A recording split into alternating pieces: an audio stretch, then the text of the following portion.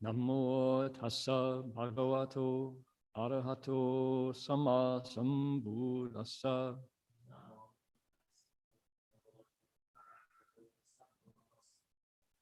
Homage to the blessed, noble, and perfectly enlightened one.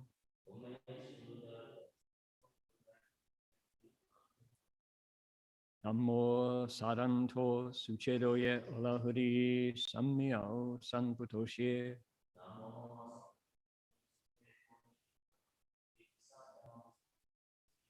Wushang shen shen wei miao fa, bai xian wan jie nan sao yu. Wo jin jian wan de shou chi, yan jie ru lai chen shi yi. Supreme and wondrous Dharma, subtle and profound, rarely is encountered, even in billions of eons. But now we see and hear it and accept it reverently. May we truly understand the Buddha's actual meaning. Venerable Master, Dharma friends, hi there. My name is Heng Shi. Welcome to our Sutra lecture today. We are going to be looking into the Flower Garland Sutra, the Avatamsaka, the 10 stages, 10 grounds chapter. And we're people who've been with us through this series of lectures knows that we are approaching the end of the 10 stages chapter. And the topics that were talked about in the prose section are being repeated, reviewed, and reprised, and they're almost at the end, and they come back in verses, right? So because these are verses, when we recite the sutra portion of the lecture, we try to do it chanting style in English and in Chinese both. So that's a little bit unusual for traditional people who are familiar with the traditional way, but we're innovating. So what we need to do first is invoke spiritual presence. So we'll do that with the sutra itself, the title of the sutra. We're going to come back to page 92 in just a moment.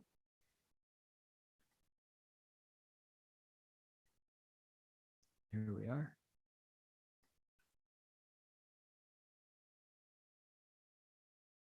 There we go. All right. So I'm going to add a melody to it, and we're going to do it in Chinese. The meaning is right there on the top for English speakers. You might want to try the Chinese out. Why not? We repeat it 7 times, and you can see the pronunciations right there.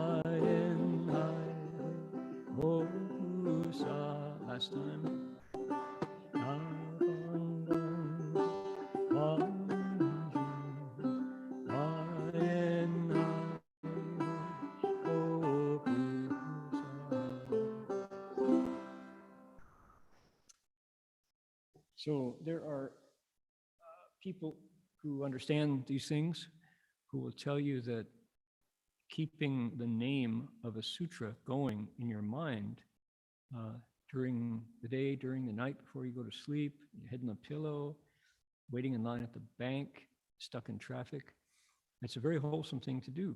And they say there are seeds of wisdom that are planted down there invisibly. And yeah, that's airy-fairy stuff, but when you get down to the bottom of it, what are you going to hang on to otherwise, right? What isn't airy-fairy when you really dig down to the mind that perceives it, and where the history of how brief humanity has been here on the planet, and yet somehow when we find our way back to these texts of wisdom, it's like, that's the first solid thing that I've experienced in my life. That's going to outlast human history and be rediscovered. So yeah, it's like worth looking into, definitely. Don't discount it simply because it's invisible, right? Sometimes the invisible is the truest, and what we see in front of us seems to shift in and out of levels of truth, right? Okay, enough of that. Let's look at our text. What are we talking about? Give you just a quick rundown. We're looking at what a bodhisattva knows when he or she is on the stage of training known as the Bodhisattva path, the 10 stages. He or she, I'll just say he because it saves time. If you prefer she, please substitute it. He is about to graduate from his training course as a bodhisattva. He's at the top of the staircase, top of the ladder. And he's now the point, what's going on is the speaker of our sutra, another bodhisattva whose name is Vajra Treasury, Jingangzang is his name. He is running through what the bodhisattva knows. It's, you could say it's epistemology, epistemological contents of his mind, how he knows what he knows and how he knows what he knows. So in order to try to get your arms around it, the sutra has to go into language of, you say, absolutes and what could be called hyperbole, but it's not that. So we're going to put you right into the sutra instead of talking about it before we experience it. So we're hearing about how much the bodhisattva knows. What are the contents of his mind in terms of Dharma? How much Dharma that the Buddha teaches has this bodhisattva learned? And in order to get a picture of it, they give it a name. They call it a cloud of Dharma, Fa Yun. Clouds just go on as long as there's the process, which is moisture rising, condensation happening, rain falling, moisture rising. As long as that process is at work, it's infinite, right? It just keeps going and going because that's part of our world. It's how the chemistry of the planet is made. What is happening with the bodhisattva, that's the analogy, right? That's the picture from nature that we get because we experience that. What is happening with the bodhisattva is he is motivated by compassion, feeling with compassion, right? A sense of commiseration, right? Feels the same misery, knows the misery of living beings, and shares it. And as much misery as there is, that's the moisture rising. That's how much wisdom comes, Dharma wisdom comes from the bodhisattva to match the amount of suffering the beings have. So it's their pain that gives him the in motion transformation of Dharma to meet the afflictions. So they say 84,000 afflictions living beings have, and 84,000 methods of practice that Bodhisattvas put into practice in order to give us a way to get out of the pain that we're in. Okay, got that? So this is the Dharma cloud. That's where we are. Today, we're going to do a page of verses, 4 quatrains, and we're doing them with a melody. So let's look at the Chinese. Here's the first one. It's going to be Shen Tong right there. Shi Xian Pian Shi Fang. That's our, there we go. All right. So I'll give you a line, you give it back. Ready? Shen Tong Shi Xian Pian Shi Fang. Shen Tong Shi Xian Pian Shi Fang. Chao Chu Ren Tian Shi Jian Jing. Chao Chu Ren Tian Shi Jian Jing. Fu Guo Shi Shu Wu Liang Yi. Shi Shu Wu Liang Yi. Shi Zhi Si Wei Bi Ni Man. Shi Zhi Si Wei Bi Ni Man. Excellent. Nice to be back. And we've been on over in another building for 3 weeks and actually get some face-to-face sounds is lovely. Let's look at the English. Ready? I'll give you the line. Here we go. His displays of spiritual powers pervade the 10 directions. His displays of spiritual powers pervade the 10 directions, excelling the mundane states of humans and gods, excelling the mundane states of humans and gods. He surpasses their number by limitlessly many kotis. He surpasses their number by limitlessly many kotis. Any attempt to grasp this with ordinary knowledge will certainly bring confusion. Any attempt to grasp this with ordinary knowledge will certainly bring confusion. And all the songwriters in the world weep, right? Trying to fit that many syllables into one line of music. Okay, so thank you to Father Cyprian and Concilio for the tone chanting that allows us, gives us sort of a framework. He would correct me, I'm not doing it quite right, but it gives us a musical container for this line. What is going on? We're going to go back to the Chinese. I think this is fun for the non-Chinese speakers just to see how it's built, how it's made, give you an approach to it. Look here. Shen Tong, psychic powers. Shi Xian, show and reveal themselves. Pian, everywhere. Shi Fang, 10 directions. So, the Bodhisattva, what does it say? Slide over here. His displays of spiritual powers pervade the 10 directions. Our topic is the Bodhisattva. He, our 10th-stage Bodhisattva, reveals his abilities, not to show off like fireworks on the 4th of July in America, but to teach, to help, to save, to rescue, to heal, right? Okay, so psychic powers show themselves, they show up, pervade 10 directions. Ready? Chao Chu Ren Tian Shi Jian Jing. Go beyond, surpass, come out of, go beyond, to excel, human, deva. So this is person, right? See that Ren? That's a picture of a person. Tian, that's a person with levels over their head. Tian, heaven, or devas.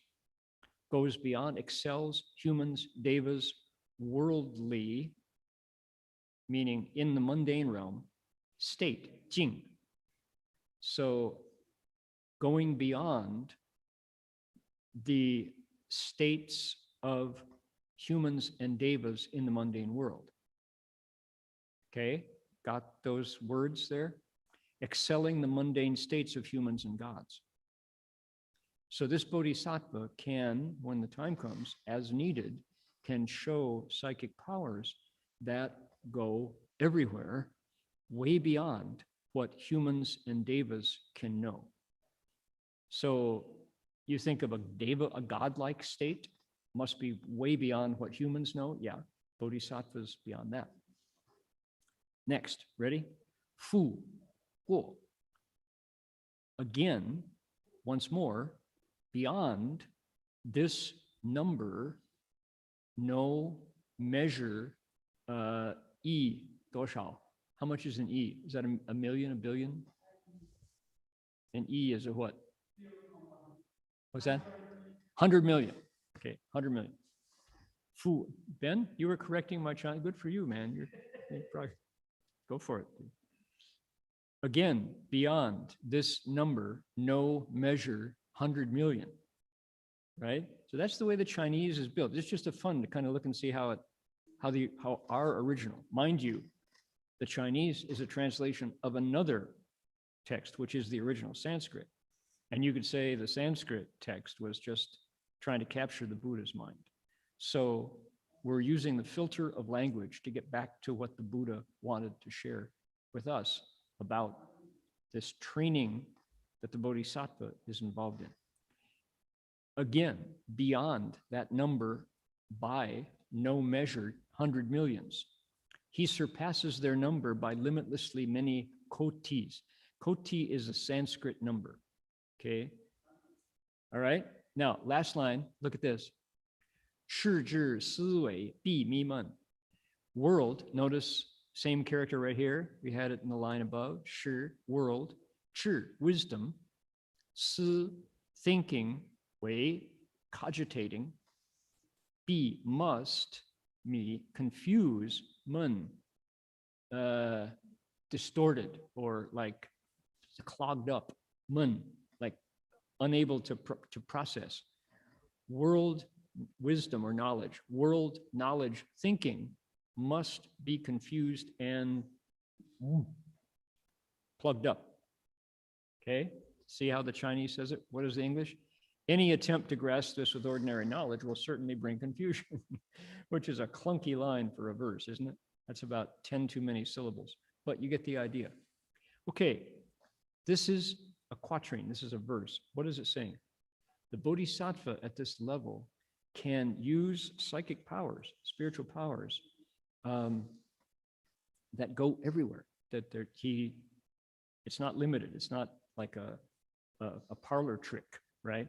Bodhisattva can shake the earth with his psychic abilities, which are way beyond the mundane states of people and even God's ability to do that sort of thing.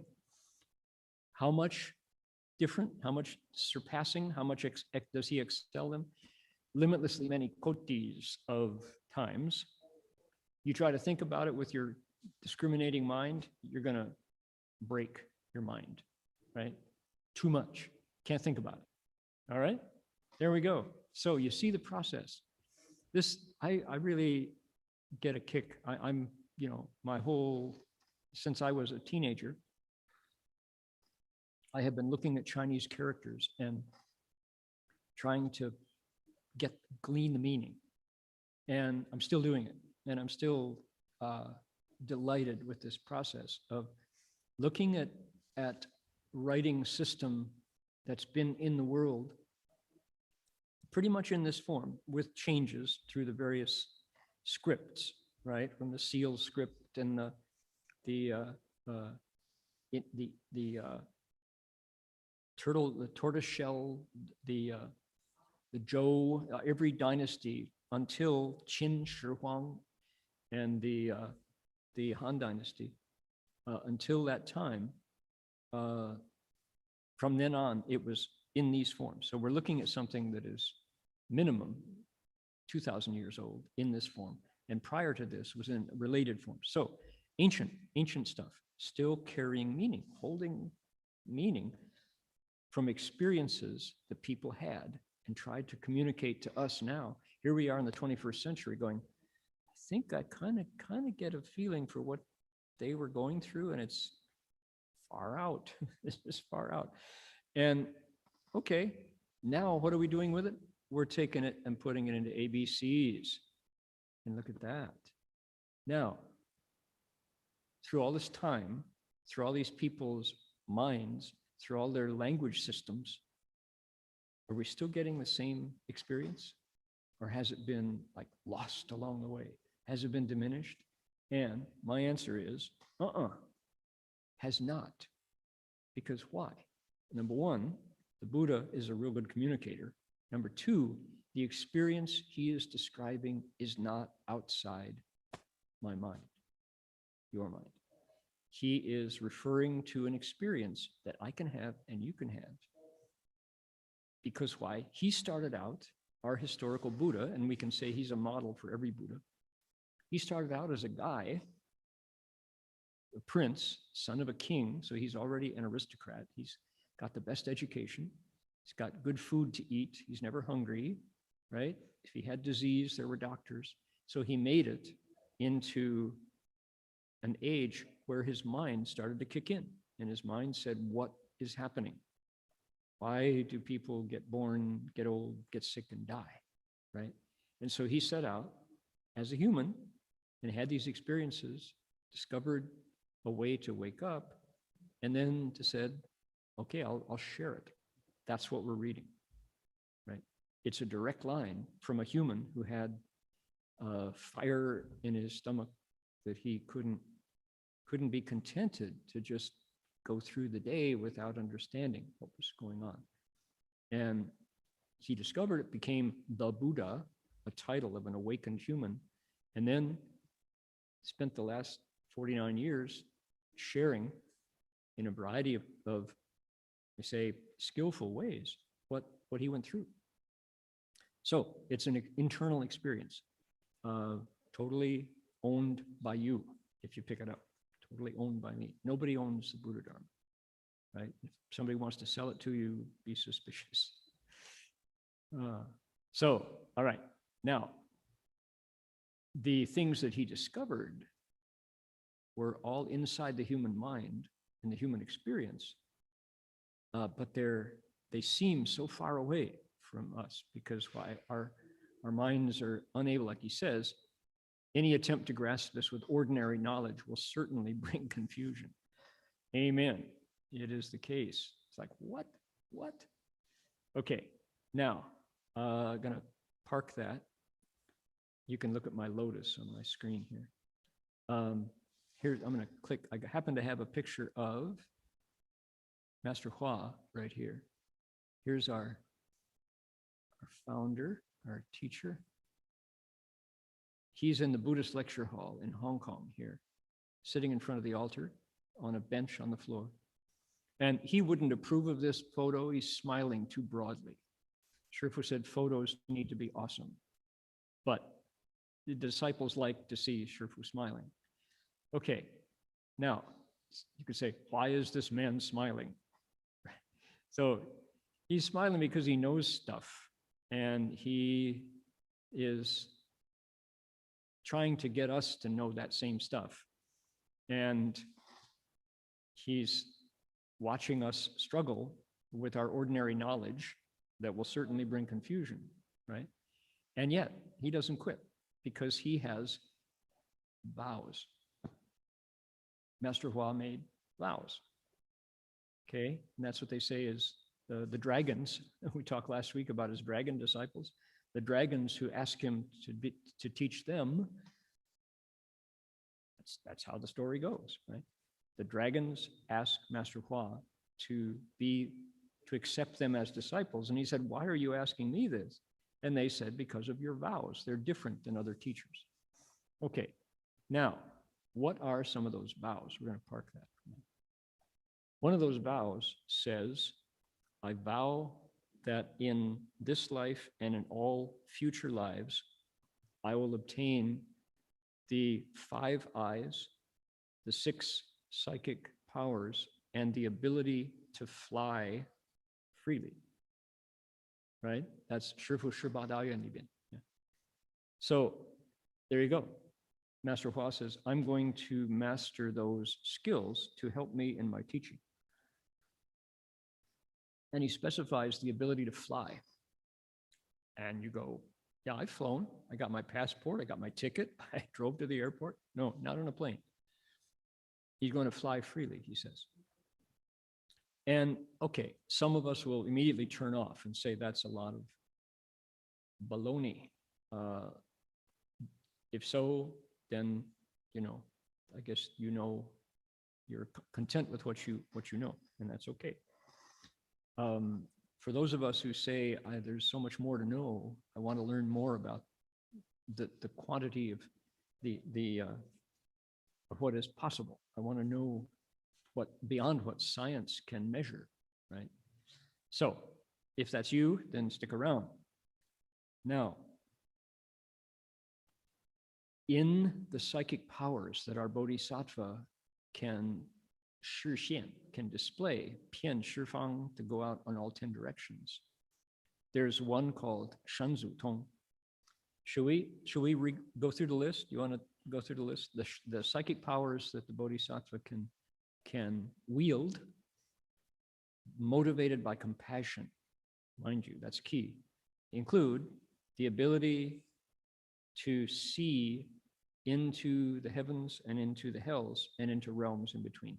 天眼通, called the Divya Chakshus, the Deva's eye, the vision that Devas can wield, to be able to see beyond the human realm. That's one. Two, 天耳通, the Deva's ear, Deva's hearing. The Bodhisattva is able to hear in a way that amplifies ordinary hearing by a number that is hard to reckon, right? He can hear the voices of beings in other realms, to say the least, including smallest beings in this realm, and can hear the sounds of the suffering in the hells. Can you imagine what that sounds like? To be able to hear the sufferings of the hells and not hold your ears and run screaming away from the room. Bodhisattva has samadhi, so he can hear that stuff and not freak out, right? That's second. Okay, one is called Xu Ming Tong, knowledge of past lives. Absolutely. The sutra, our sutra, the Avatamsaka Sutra, in the third stage, Di San Ba Guang Di, right, is able, in the third stage, describes in detail what the Bodhisattva can know with his knowledge of past lives. It says, 1 life, 10 lives, 100 lives, 1,000 lives, 100,000 lives, 1,000,000 lives, 1,000,000,000 lives. And in each of those lives, in each lifetime, the Bodhisattva knows what he ate for breakfast in whichever lifetime, named what family did he belong to, how did he die, all those things. And he can know these for others as well. What's another one? Ta Xin Tong, knowledge of others' thoughts. Mind reading. Bodhisattva is an incredible mind reader, able to know the subtlest of thoughts in the minds of living beings. And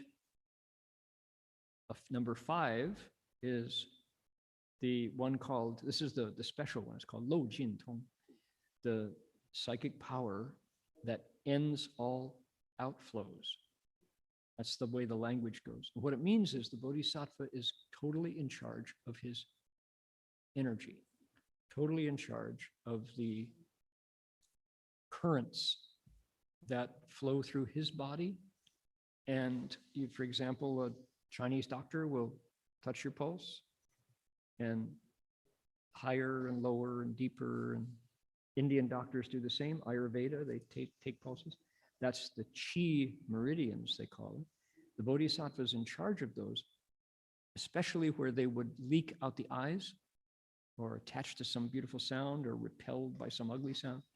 Leak out the nose, the tongue, the body, the mind, right? You can think of some of the most, the grossest outflows that the body has. The Bodhisattva is in charge of that, and he can make them work to serve him and transform them. That's Lo Jin. They say only a Buddha has, and the Bodhisattvas about to be Buddhas have Lo Jin. Okay, that's number 5. Which one did I leave out? This is interesting, right? people are, it must be shen zu tong. What is the shen zu tong? The Chinese translation is psychic or spiritual fulfillment. I've heard it translated as perfect spirit. And I've heard it also translated as spiritual feet, because zu is a character that's shared by a word that means feet, feet on your bottom of your legs, your 2 feet, psychic feats. Pogo, Walt Kelly would probably have something to do with psychic feats. So that's a mistranslation. It's not that. That zu, that same word, the character is used for 2 different words, foot and also fulfillment, perfection. So if we say, we call it psychic abilities, it's the psychic ability within psychic powers, okay? Now, what is it? What is it? It corresponds a lot to an ability that the Theravada, that the Arhat path, known as 2 vehicles, Arhats, Pratyeka Buddhas, they talk about the Lohan Shiba Bian, the Arhats' 18 transformations. What are they? Well, some of them, they say, if you are an Arhat, not a Bodhisattva, if you're an Arhat, you have gained control of your metabolism, you've gained control of your 6 senses, eyes, ears, nose, tongue, body, mind, right? You've gained control of things like sleep, things like digestion, things like breathing, things like heartbeat. You can control those things. You are a master of 4 elements, earth, air, fire, water.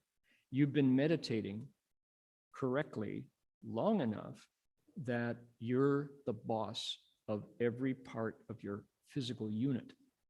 Now, okay, we know about our grand teacher, Master Hua's certifier, Empty Cloud, Shu Yin Lao Heshang, right? Great Master Empty Cloud.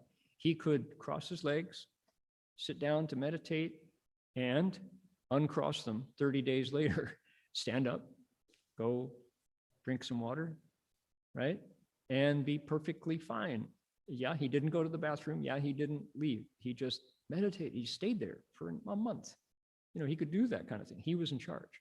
He was in charge.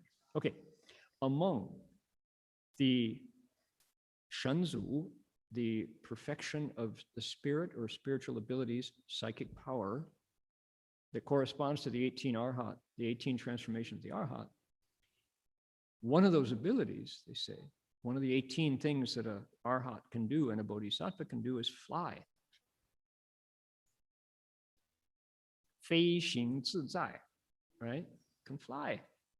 They can put their body into space and fly. They say like a bird, you know. And there are stories of Taoists mastering a similar ability.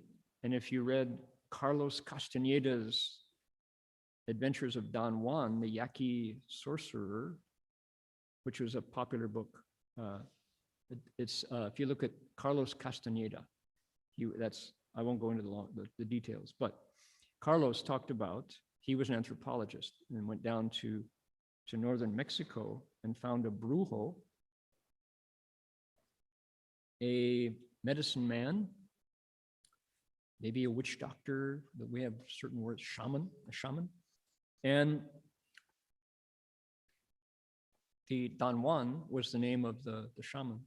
And he could transform himself into a crow and fly, right? So not only are arhats and bodhisattvas able to do this kind of thing, but when it's done with the discipline of the Dharma, when it's done motivated by compassion, it takes on a different quality. So the arhat / bodhisattva / shaman / Taoist, right, are not, the thing that's different about the bodhisattva is he's certainly not doing it to show off, certainly not doing it to say he's cool, he's got powers, that he hopes that there's going to be a Marvel comic dedicated to him. That's not it, right? It's what? It's to help. It's done to help, to teach, to keep safe, to heal, to show up when the time is right to save us. Okay, so I'm going slowly building a case here, kind of like the son of a lawyer as I am, right? My dad was a lawyer and his mind worked this way. So what is it? Sutra says, ready? We'll go back here. That keeps popping up first. I want the sutra, please.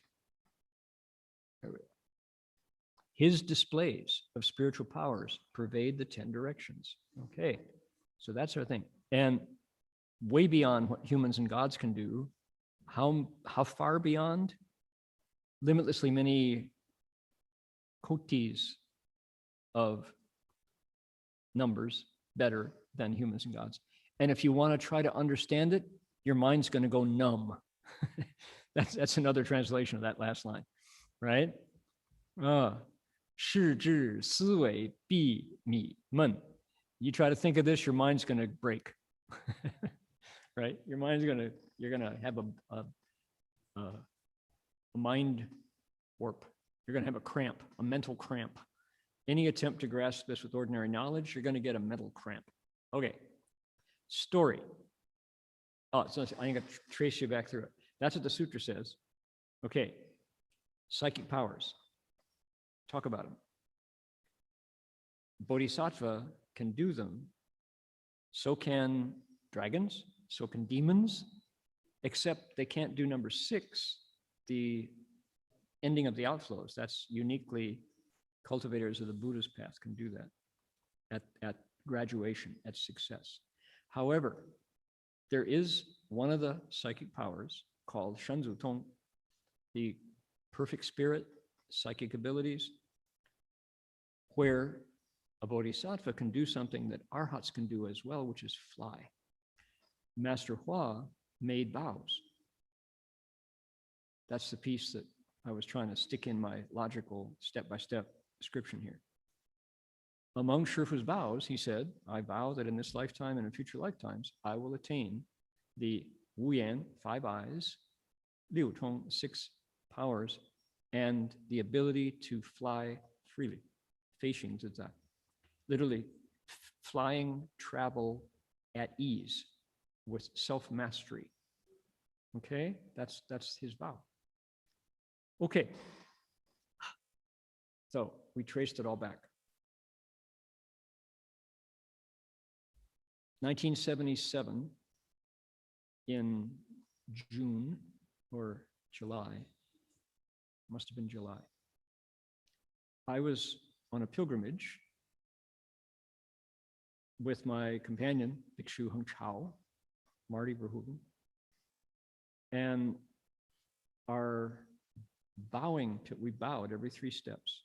We started out in South Pasadena. We had gone through the northern edge of Watts. We'd gone through Highland Lincoln Park. We'd gone through Chinatown. We'd gone through Beverly Hills. We reached Wilshire Boulevard. We traveled from 0 Wilshire Boulevard all the way to Santa Monica.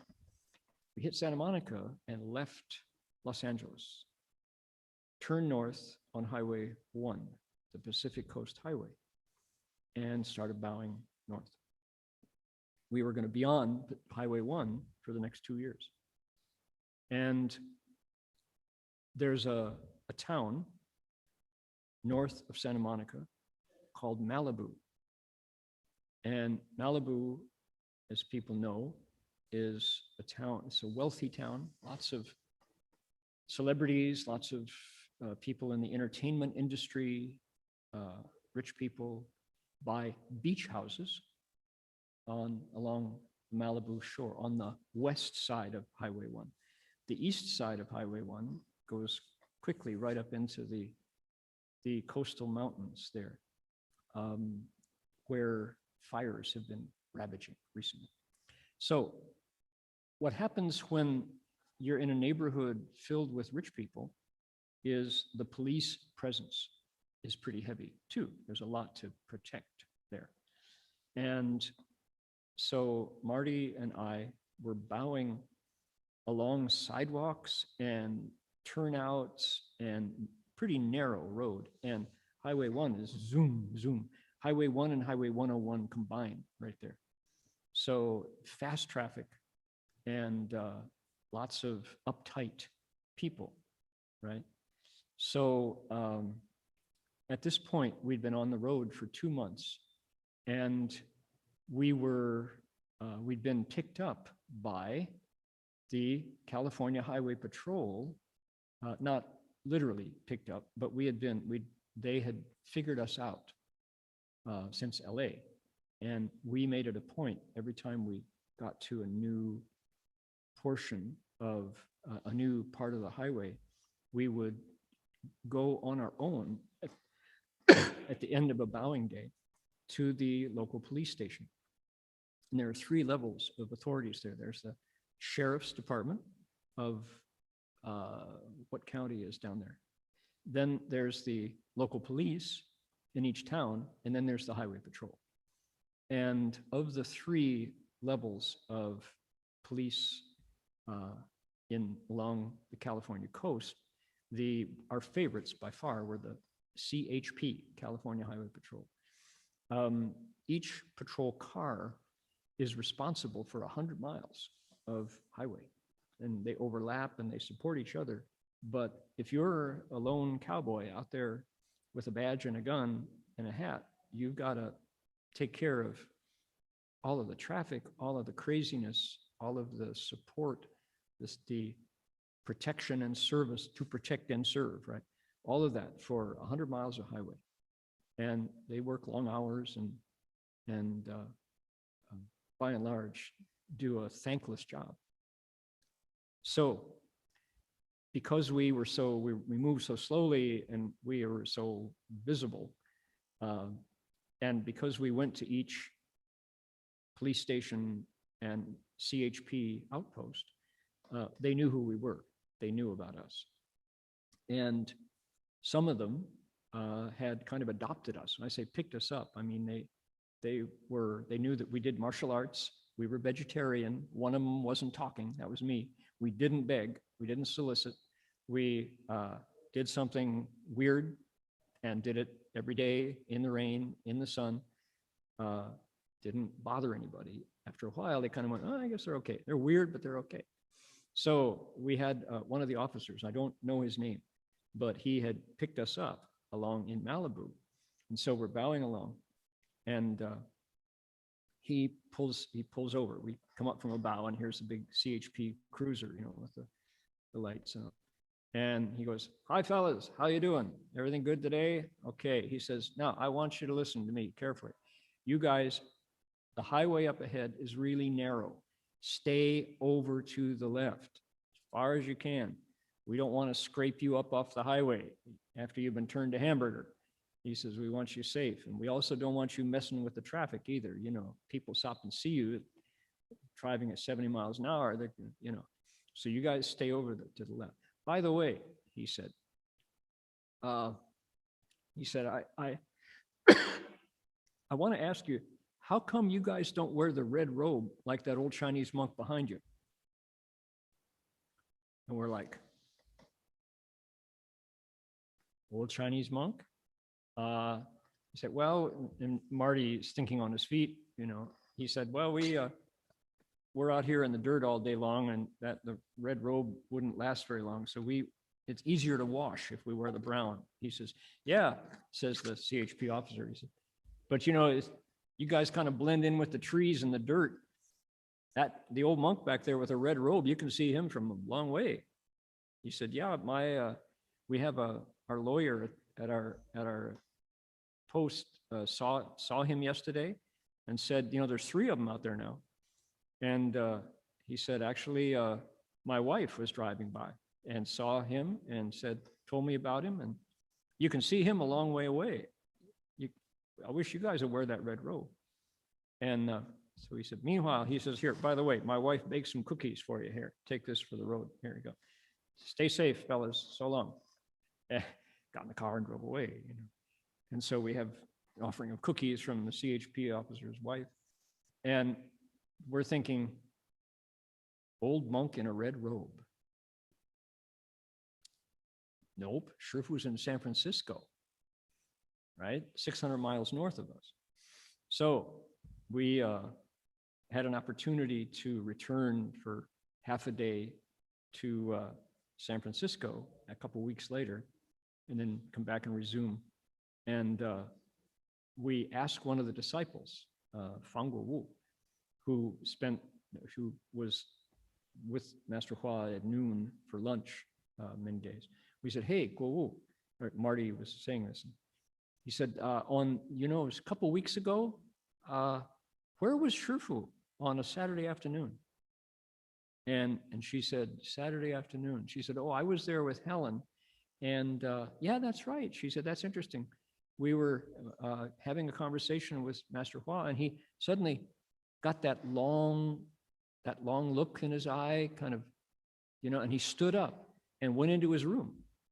And 2 hours later, came back out.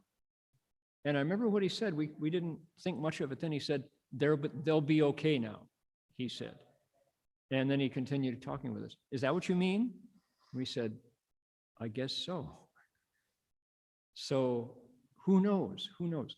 Maybe he did it regularly and nobody told us.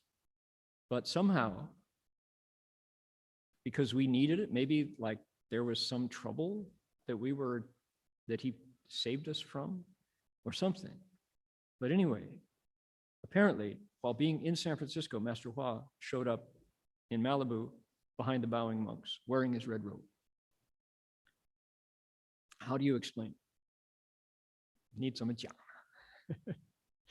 So, okay. As they say, try to grab it with your mind and you're gonna bring confusion. Can't quite, it's like, did he fly? It's like,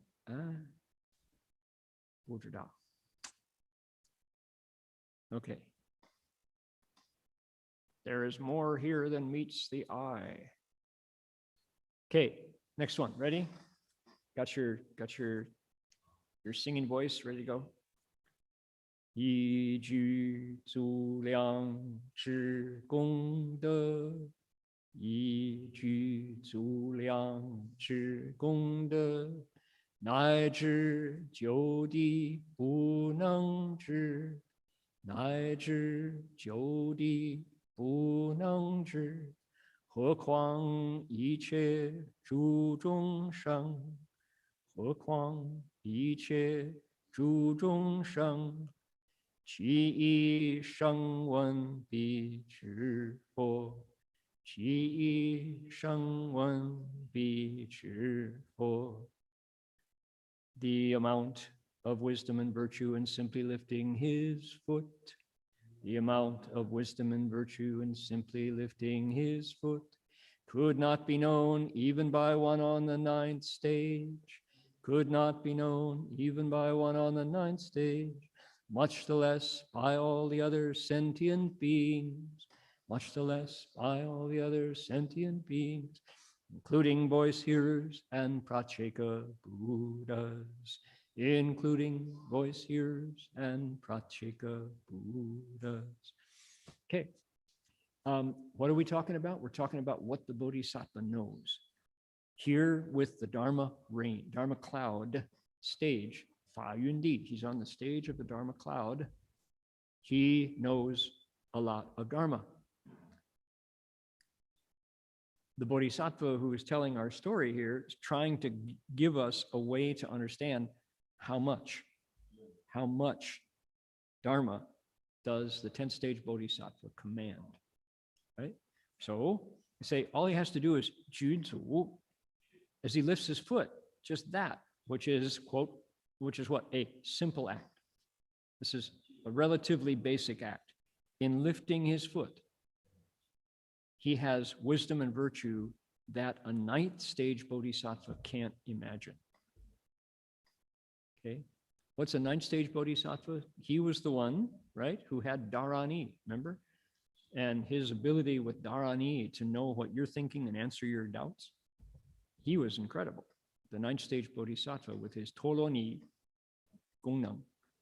But even he doesn't know what the 10th stage Bodhisattva knows, even in something as simple as lifting his foot up.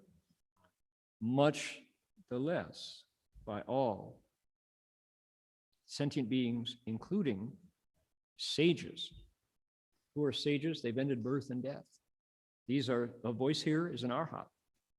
A Pracheka Buddha is also an arhat, although he's more than an arhat. So these are levels of accomplishment below the Bodhisattva's level.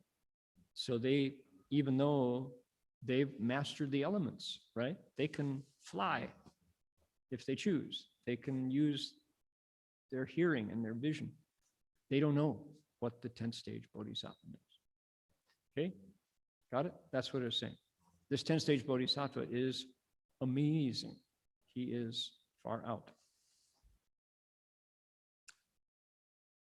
So you want to know why is this man smiling? What's he laughing about?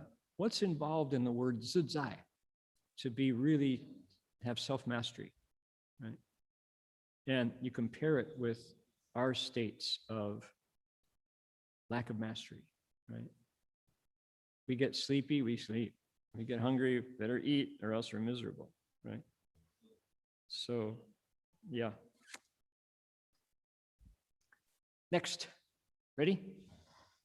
四地菩萨供养佛，四地菩萨供养佛，十方国度悉周遍，十方国度悉周遍，一共现前诸众生，一共现前诸众生，具足庄严佛功德。具足庄严佛功德. Okay? This stage's Bodhisattva makes offerings to Buddhas. This stage's Bodhisattva makes offerings to Buddhas, extending through all countries of the 10 directions, extending through all countries of the 10 directions. He makes offerings as well to the present sages. He makes offerings as well to the present sages. He is perfectly adorned with the Buddha's merit and virtue. He is perfectly adorned with the Buddha's merit and virtue. Okay, what are we going to talk about? Offerings. That's our topic right now. Offerings. What is it? Our Bodhisattva on the 10th stage makes offerings to Buddhas. Furthermore, he makes offerings to Buddhas in all directions, because there are Buddhas in all directions, in countries of all directions.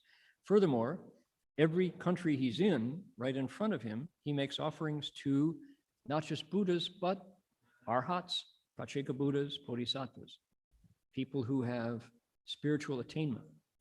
Furthermore, this Bodhisattva, here's a curious phrase, to be perfectly adorned with the Buddha's merit and virtue. In other words, he's got the merit and virtue that a Buddha has. Perfectly adorned. We we translate once a week. Our group goes to our committee meets and we talk about these words. Here's the Chinese word, 具足. There's zu. There's feet again. There's our psychic power feet, the spiritual feet. There it is again. 具足. Perfect. Oh, interesting. You want to see something? All of you people who are engaged in the translation part. Look. 一举足. Once he lifts his foot, here is zu as a foot. Down here, 具足, here is zu as complete. How does this work? When back in the mist, the distant past of Chinese language creation, they had words, they didn't have characters, right? The words happen between people. Later, at some point, they write them down into words. So they came up with these scripts, these graphs, these pictures, and they used one character for two entirely different, totally not related words. Okay, so there's words, and then there are the pictures that represent the graphs. We use alphabet, maybe 26 letters, capitals, right, and punctuation. The Chinese have been using these ideograms. It is not correct to say each one of them is a picture. Something like 15% of the available Hanzi are actually pictures of things they represent. The others, more or less, are sounds. They represent sounds. Okay, so interesting to have zu, foot, and zu, complete, in consecutive verses in the Avatamsaka. Just to say, there's how many words are there in Chinese? Well, a lot of words. How many characters are there? They say somewhere between 25 and 30,000 total. If you get a copy of the Kangxi Zidian, Kangxi Dictionary, you can see a lot of those. But characters come into Chinese and go out. They get forgotten. Nobody uses them anymore. So anyway, here's an example of the word zu being used in two sentences in the sutra for two different meanings. Okay, is that interesting? Anybody interested in that? If not, I won't go into linguistic stuff. I'm fascinated by the ancient system that we're using to communicate what the Buddha meant when he wanted to tell us about the 10th-stage Bodhisattva. Okay, so adornment, that's where we jumped into that. Adornment. Zhuangyan. What does it mean to be Zhuangyan? He is perfectly, completely adorned with the Buddha's merit and virtue. Adorned, when I grew up, meant made beautiful, superficially, like a Christmas tree, strung out with lights and popcorn strings and stuff. That was an adornment. It was thin. It was external, only on the outside. Women use lipstick, or people, maybe men use lipstick, to make themselves look prettier, right? That's an adornment. That's not what this is talking about. It's not, I think it's a mistake to think of an adornment as a decoration. However, there is a time when that works, which is what? They talk about the Buddha's three bodies, okay? When you become a Buddha, you live into three different bodies, Sanshan, right? And one of those bodies is one that we can see with our ordinary vision, and they call it the body of the great hero, Mahapurusha, the Da Jiangfu. And he is unique because he's got 32 special hallmarks, and then 80 minor characteristics. And the 32 hallmarks are, can you all see behind me? Here we go. Don't take it from me. Look at the Buddha, right? So what has he got? He's got long earlobes. He's got hair that curls to the right. He's got a white tuft of hair right between his eyebrows. He's got a wisdom ushnisha on the thing called in the top of his head. He's got, interestingly, if you look at them, his fingers and toes are slightly webbed, evolving, coming out of out of the swamp. But why does the Buddha have webbed toes and fingers? Anyway, among the 32 hallmarks, there's a lot of interesting stuff. So the Buddha,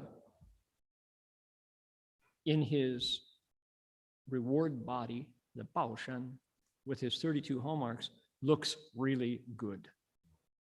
Everyone says that, when the Buddha when you see him, he looks just amazing. Furthermore, he's radiant. There are lights shining that make you very impressed. The Buddha is an impressive person. Once you, as a human, wake up to Buddhahood, there's a transformation in your physical form, they say, that is just eye-catching and show-stopping, right? So, is that an adornment? Is that what we mean when we say zhuangyan? Yeah, pretty much. There's that there too. But the adornments of merit and virtue that this bodhisattva is perfectly endowed with are more inner qualities. They're not outer beauty only. They're beautiful and spectacular. So we use, wow, Buddha looks really adorned, we say, not beautiful. We don't say, wow, 那尊佛好看. Wow, 很美呀, you know, very beautiful Buddha. We don't, that's like zhuangyan, we say. We use that word. Because the qualities that we're describing, I think, are largely invisible. But you can feel them. You can feel it. You can feel the dignity. You can feel the magnificence. You can feel the sublime qualities, right? It's hard to translate. These qualities of the Buddha's nature uncovered. What's the difference between before and after? The Buddha has uncovered the ignorance that covered his nature before. That's gone, right? They say the lacquer barrel has been broken through and the Buddha's radiant. So you can think about somebody in your life who impressed you so much, somebody who you saw them and you were just like, the British say gobsmacked, right? Oh. Aussies say gobsmacked, right? Yeah, it's an Australian word too, yeah. And it's like, yeah, anything you say, I will follow, because why? You've got something that is quality about you. That's zhuangyan. Is that an adornment? Right? So you see why this word is kind of funky. Okay. What are we talking about here? We're talking about offerings. Oh man. As I've said before, when I got to Gold Mountain Monastery, this entire idea was brand new to me. The idea that part of cultivation of the Buddha's way, part of the practice of cultivating to awakening involved giving things. I didn't know that. I thought it was all about meditation. You just sit there until you wake up. Shikan taza, said Dogen Zenji. Shiguan da zuo. Only pay attention to your sitting. That's all you need to do. Not quite. Because why? Look at this stage's Bodhisattva makes offerings to Buddhas everywhere in all directions and to non-Buddhas, but sages who wake up. He makes offerings to them too. And by doing that, he uncovers his nature. All right. So, okay, we got the concept. Let's look at something else. What's this thing about giving?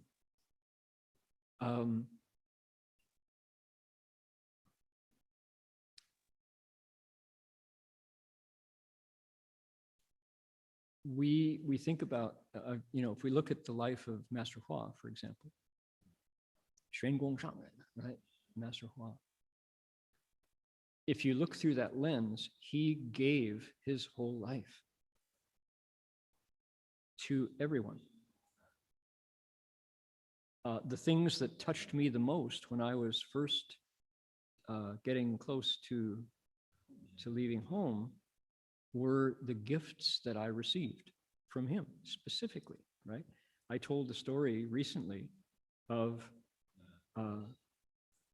when I had my sweet tooth and how I was all attached to spending my last $5 on some cookies and baklava from the local bakery at Gold Mountain around the corner on 16th Street in Valencia.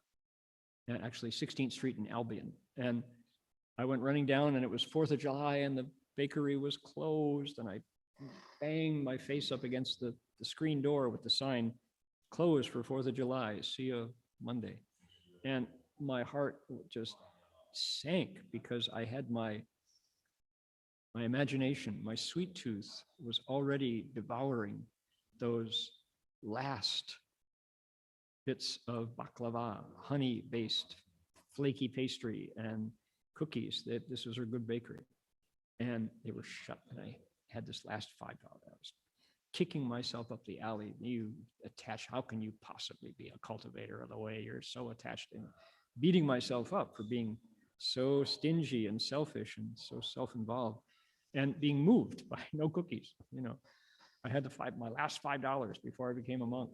I was about to become ordained, right? And coming around the corner and just dragging my tail up Albion Street and pushed into the entryway between the outer door on the street and the inner door in the Buddha hall, and bumped up against somebody. And there he was, yellow shoes, yellow robe, gentle smile, Master Hua, standing right there, smiling at me. And I'm like cursing myself out, and he's smiling at me. And he says, "Cookie?" And he hands me a cookie from the kitchen. And it's like, how did he know? First of all, can't he, the mind, what happens to the mind? You will be confused and numb trying to think about, how does Shifu know what I was going through? And how did he know to say, the fault is not in the cookie. The fault is not in the baklava, right? In the Greek pastries, Lebanese pastry. The fault is in this thing that people do, which is called attachment, craving, this desire. The Buddha's right? Desire makes us hurt. Because why? What happens if we don't satisfy that desire? You kick your butt up Albion Street. And, what's going on? Before, I would have been eating lunch an hour earlier, everything was fine. But now that I didn't satisfy my craving for cookies, for sugar, I was afflicted. I was angry with myself for being so weak, complicated, right? First of all, I'm weak, then I'm also wanting sugar to be truth, to tell the truth. And so what was the teacher's response? Kindness was his response. Kind. It's okay. We're trying to cultivate. Nobody pays us to do this. This is all voluntary. And here, be kind to yourself. I'll give you a cookie, even though you didn't get to satisfy your desire. Here, problem's not the cookies, problem's your mind. Do you see it? All of that was coded into that one gentle, kind gesture of giving me a cookie. So Shifu gave me something. I remember that to this day, that sense of, don't be mean, even when you're trying to cultivate. When you're trying to cultivate, be kind, right? Living beings of my self-nature are not used to the idea of discipline. And cultivation is, bit by bit, giving what you can to move people towards transcendence of desire. Say it in other words, to get in charge, to be in charge of yourself. I was not in charge of my body bugs. They wanted sugar and then they couldn't get it and then they were angry. That's not in control, right? That's out of control. Master Hua was so in control of his unit, his processes, that he could tune into where I was. Just at the right time, knowing exactly what to do, coming up with a cookie for me. What kind of skill is involved? How much giving do you have to do for how long before you can transcend your own issues and desires and anger, right? Greed, anger, and delusion. He was not afflicted. He had transformed greed, anger, and delusion. I was immersed, sunk in greed and anger and delusion. But he knew that, and he was able to tag me with a gift, a pay it forward gift that just stopped me. And it was like, I was so impressed that, wow, receiving, giving, Buddhism is kind. These are kind-hearted people. And I actually, so that's a simple action of giving. but it is the beginning. They call giving 一切诸佛, what's the phrase? 一切诸佛本所修行, right? This is the first practice, the 本就是本来的行文，就是一切诸佛本所修行. This is the foundation of all practices. Because why? Everyone likes to receive. People don't like to give. I watch lorikeets, these little colorful birds. They're just this big. And they come in pairs, and they come in flocks of pairs. And they are stingy. They are really stingy. They want all the food. So I have on my deck, we've developed like 1, 2, 3, 4 feeders that are spread out. And if I put some bird seed on this feeder and that feeder and that feeder, the lorikeets will spread out and take one each, the feeder, and hold off all the other birds. Turkeys come. I see this every day. The lorikeets jump in the food bowl and look out at the turkeys. And these turkeys are huge. And they're like, ooh, wait till the lorikeets are done. So these are stingy birds. They're bullies. And they want it all. And I look at the lorikeets and I think, when did I stop wanting it all? Right? Have I learned that lesson? And oh man, to be able to give, to actually say, this is good, it makes me happy, here. What joy that brings. So and you can, if you have kids at home, and the kids are generous and kind-hearted from the start, you have blessed kids. You have kids with a lot of blessings. Because many children want their toys and don't want anyone else to have them, right? If you can, and if your kid is, protective of their possessions, and you can teach them the joy of giving, the happiness that comes from making others happy, you have given your child a huge gift. It's an important gift, and you put them on the path of cultivation, because you might say,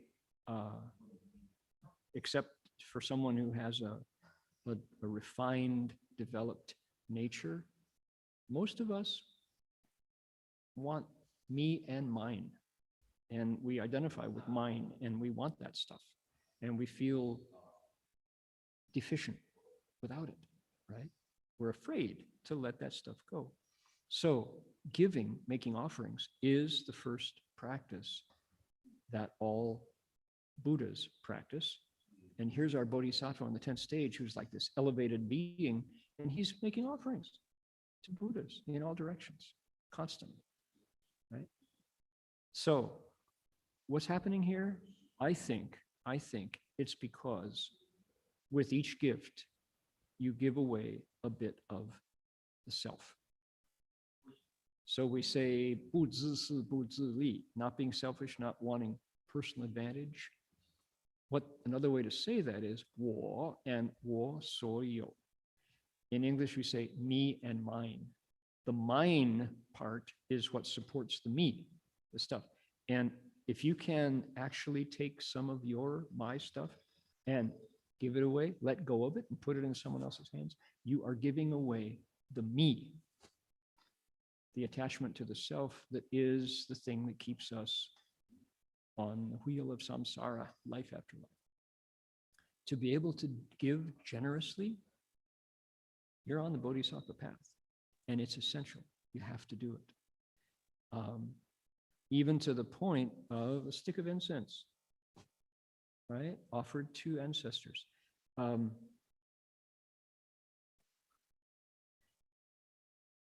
know Master Hua would say that he came to America because he said the 大乘根性 在美国. He said the Mahāyāna root nature, that's the great vehicle's fundamental orientation, is alive in America, he said. And he also go to monastery here in Australia. It's here in Australia. That ability to give, I think, is here. It was certainly in China. The Mahāyāna grew in China, right? And still flourishes, still there today. So what is it? We were talking the other day about if you grew up in a Taiwanese village, for example, you saw giving to spirits growing up. Traditional households, not so much in the 20-story, 100-story buildings in Taipei necessarily, but certainly in the village. You saw your ancestors' plaques at home, even if they weren't particularly Buddhist family, the ancestors were there and they made offerings to those ancestors.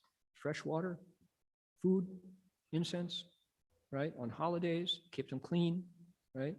Then what? Then there was the stove spirit. Then there was the door spirit. Then there was the tudigong, the spirit, the altar, the shrine out in the fields. And people, they knew what day to offer. 1st and 15th, lunar new moon and lunar full moon. Absolutely did. There was giving, connecting to a spiritual world. How interesting, right?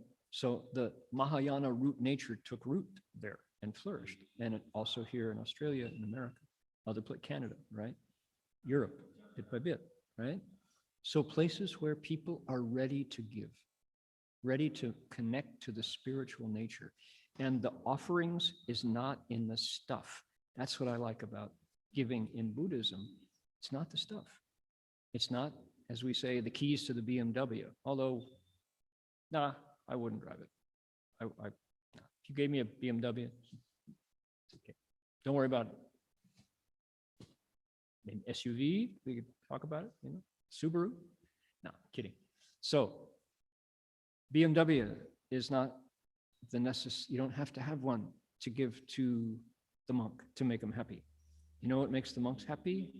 Is clothes, food, bedding, shelter, medicine, and then your cultivation, taking the Dharma into your life and giving away the self with everything you give, bowing, meditating, praising, repenting, rejoicing, all the things that you do in the monastery, transferring merit.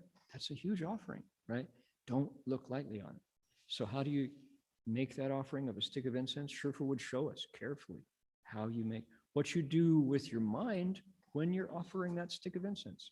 You say, I want the smoke from this incense to fill worlds in all directions. How nice. It goes further, right? I want all living beings who inhale this incense to be cured of their affliction and made joyful.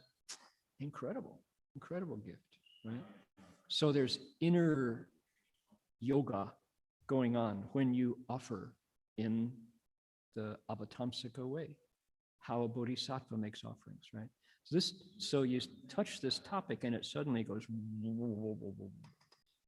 huge, making offerings. I had no idea that this was a legitimate way to practice and cultivate. But I do now, and look at what our Bodhisattva does. This stage Bodhisattva makes offerings to Buddhas extending through all countries of the 10 directions. He makes offerings as well to the present stages, perfectly adorned of the Buddha's merit and virtue. Right here in our 10th stage, the Dharma cloud, it tells us again how important it is to give stuff to enlightened beings and the enlightened being of yourself. Give your nature a cookie if times are tough, right? Don't be mean. Got time.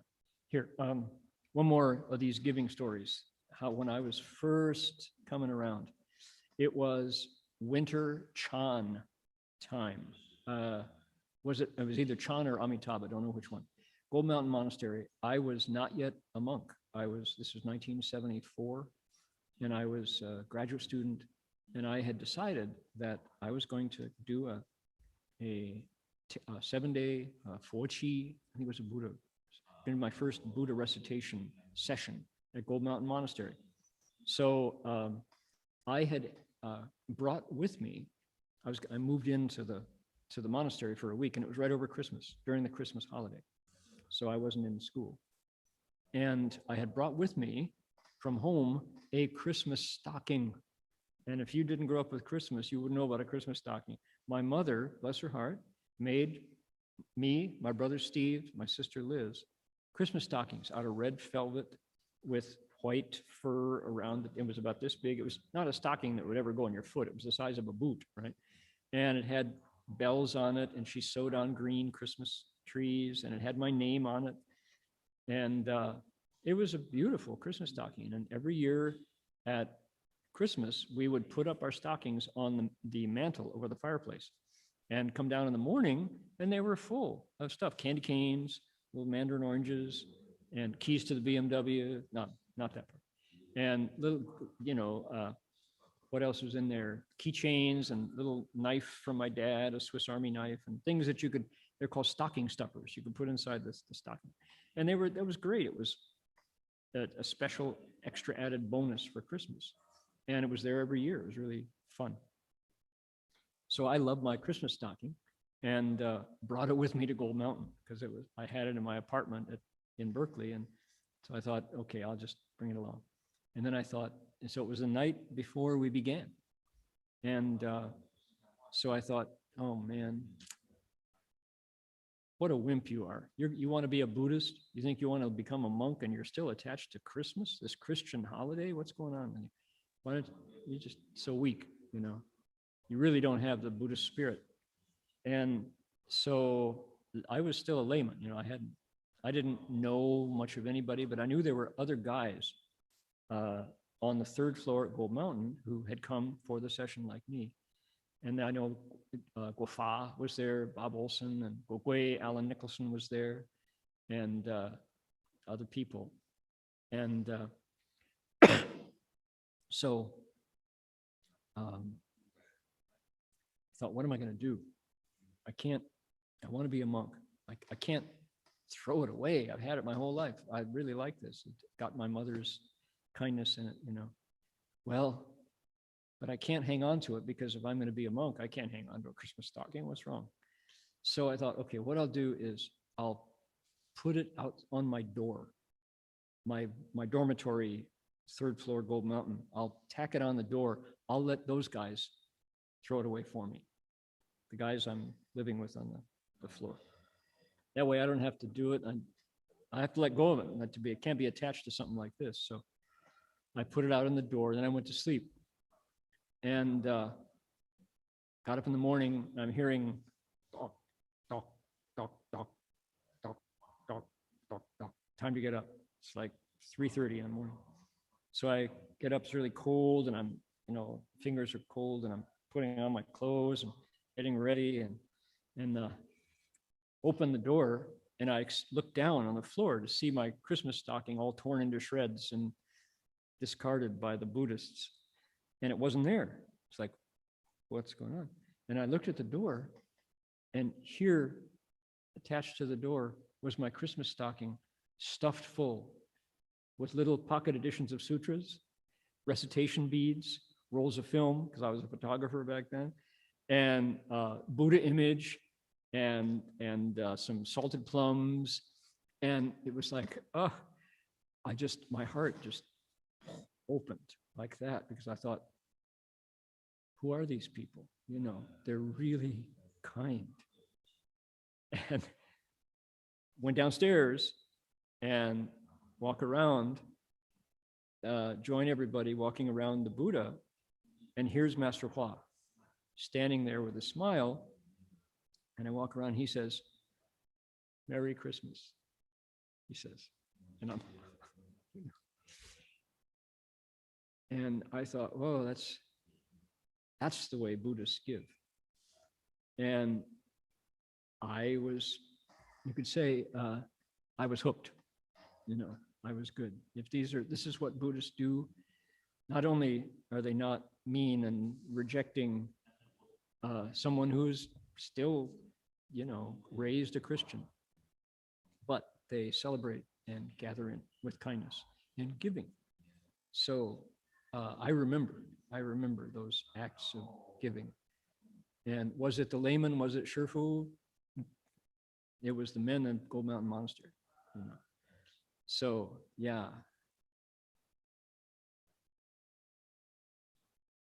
Why is this man smiling? Right? 助人是快乐之本. Helping others is the basis of happiness. Someone who gives a lot will be greatly happy. All right. All right. So let's see. We've got one more minute left. I had a song, but I think I'll hang on to it. I'll give you a taste of it. I'll tease it, and then we're not going to do all of it.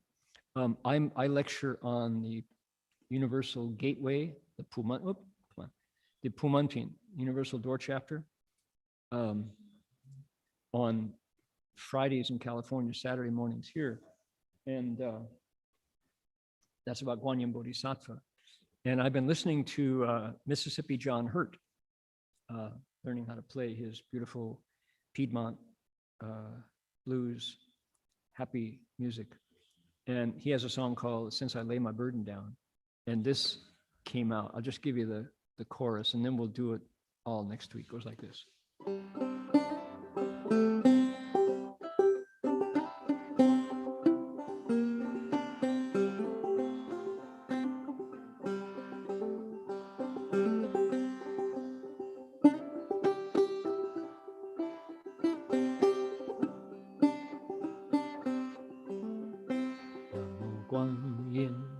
Bodhisattva, Namo Guan Shi Yin.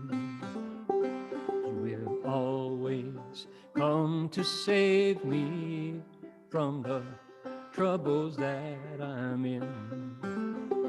Namo Guan Yin Bodhisattva, Namo Guan Shi Yin. Will always come to save me from the troubles that I'm in. So we'll come back to that next week anyway. Thanks to John Hurt for that inspiration. All right, let's see here. I want to ask Jin Chuan Shi to let us know. Jin Wei Shi's in Maryland at Huayan Jingshe. So Jin Chuan, what's going on that we need to know about? Our schedule's pretty much the same as what we've been doing the last couple of weeks. We have the 3 Steps, 1 Bow for India and the world, which we've been doing on Friday mornings at 7 a.m. That's been well attended, and we're planning on finishing that. So we'll do 3 more times. To see the dates on the webpage that River Hung Sure has there, July 9th, 16th, and 23rd. So Let's that's see. Make that bigger. There we go. Yeah. So if you just click the RSVP, you can sign up there, and then you can join the activity. Otherwise, we have our regular Dharma activities at the monastery, which has been very full.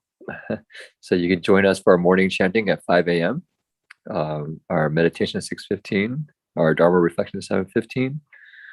We have 3 Steps, 1 Bow every day at 7:30, and finishing at 8. And in the afternoons, now that the Avatamsaka recitation has finished, we're back at 12:30 to 1 p.m.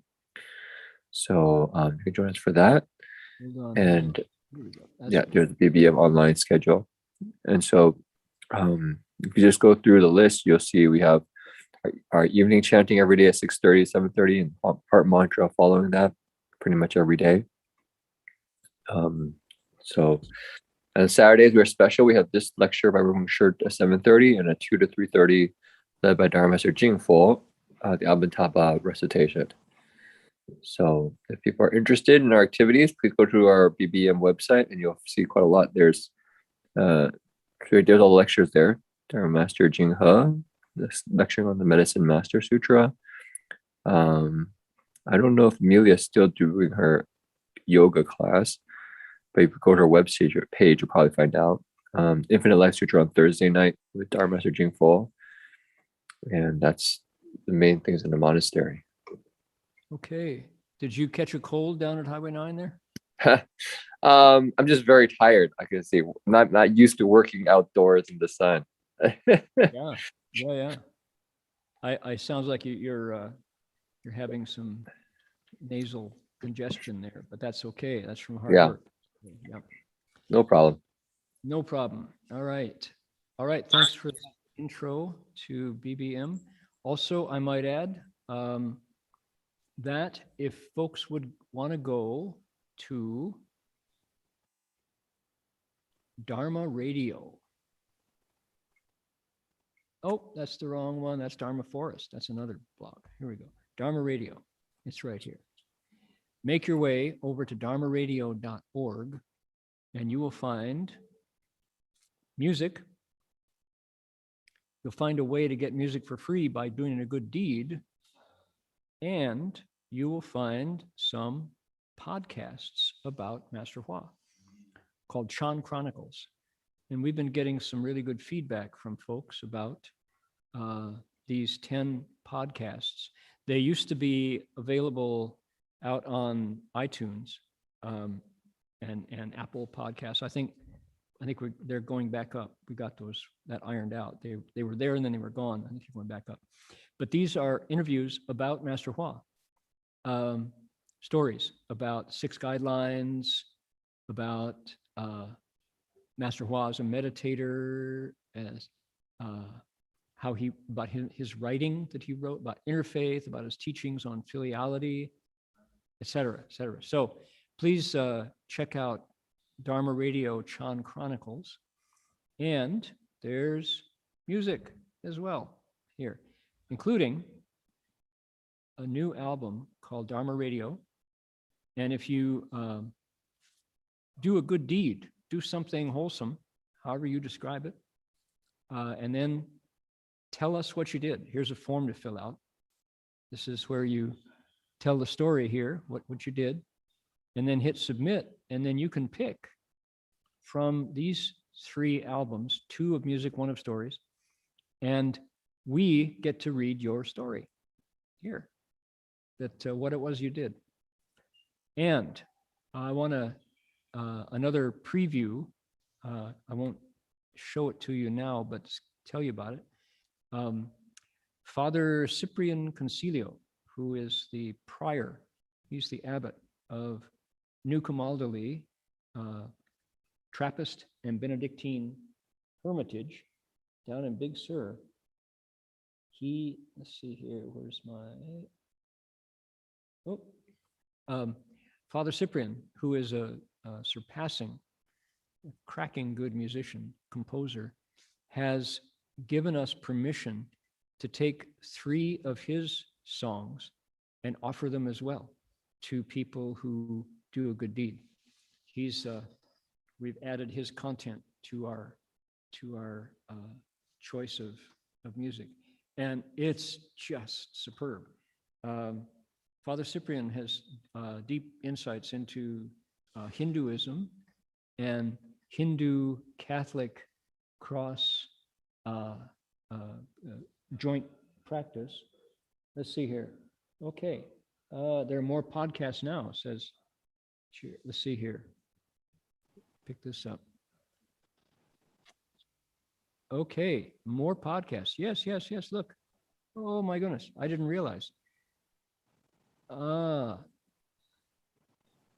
Radio has added some podcasts here in Chinese. Excellent.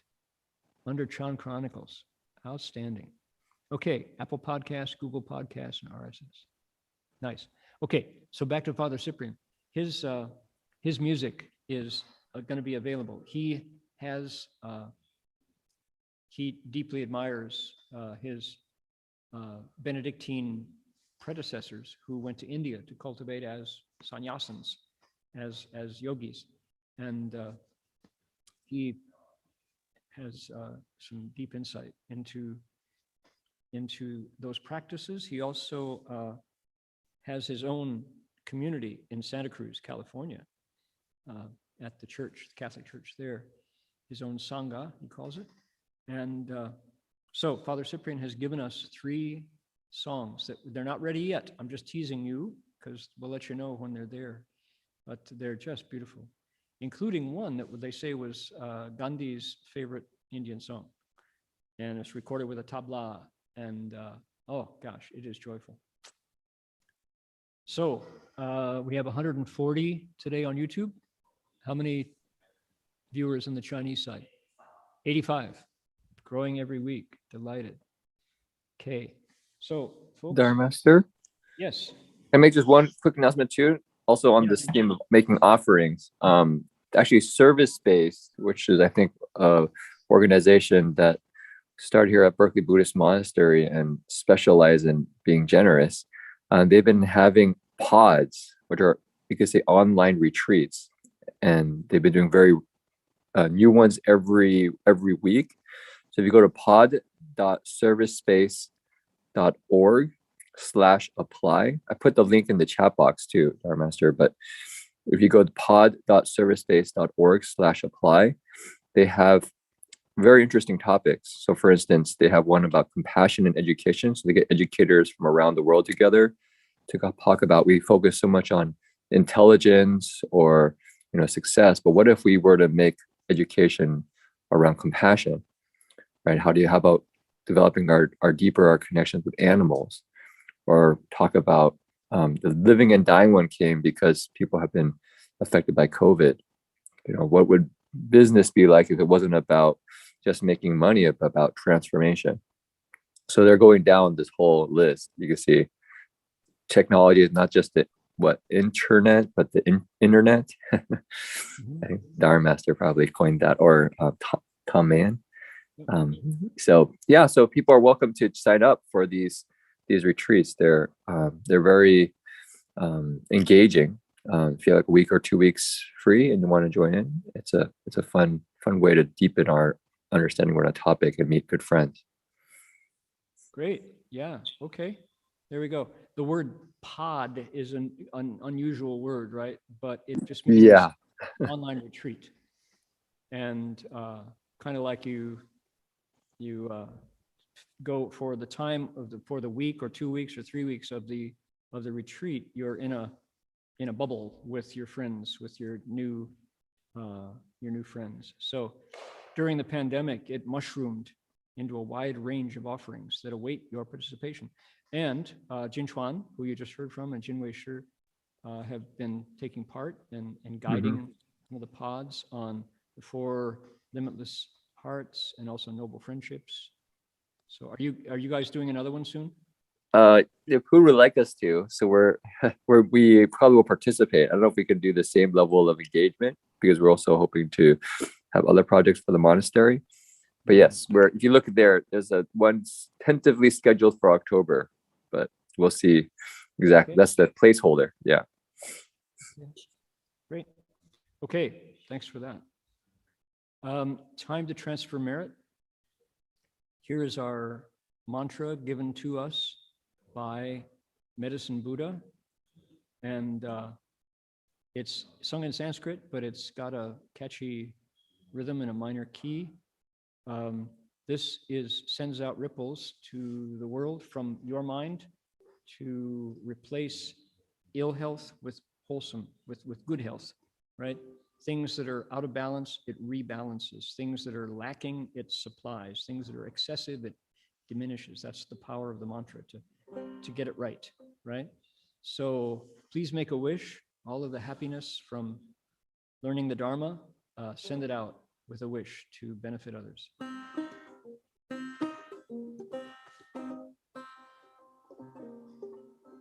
I'm sorry. My jacket sleeve is muting my 5th string on my banjo. Can't be. There we go.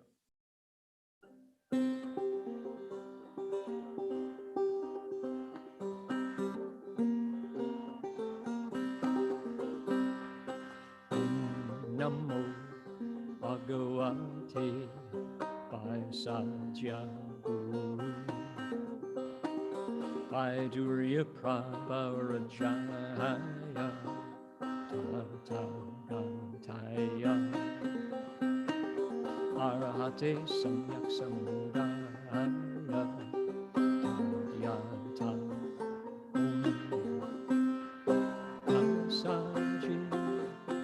Pasaji, Pasaja,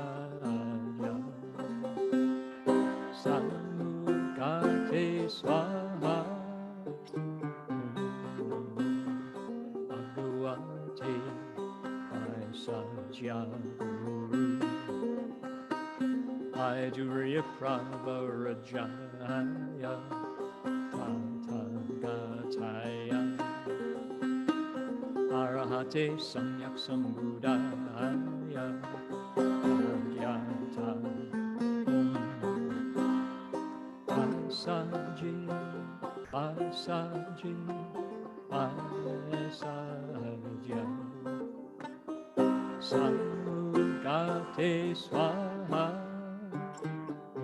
Namo Bhagavate Pasaja Guru,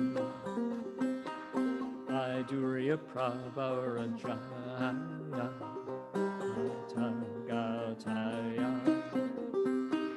Arahate Samyak Sambuddhaya, Taryata. Last time, here we go. Pasaji, Pasaji, Pasaja, Samukate Swaha.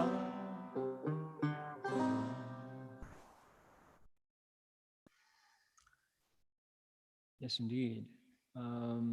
While we bow to the Buddhas, bow to the lotus, here we go.